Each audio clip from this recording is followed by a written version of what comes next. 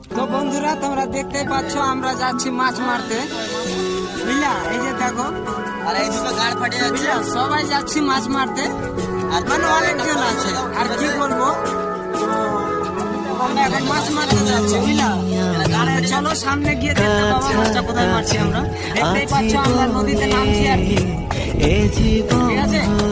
চলে আসলাম আর কি, আর একটু পরে আপনারা দেখতে পাবেন যে আমরা নদীর কাছে চলে এসেছি। এই নদীতে এই যে দেখো এখন এক এক বান্দা সবাই যাচ্ছে, শুধু মরণ হবে আর কিছু না। ডুবি আমরা ইলিশ মাছ আমাকে আজকে খাওয়াবে আমার বান্দারা।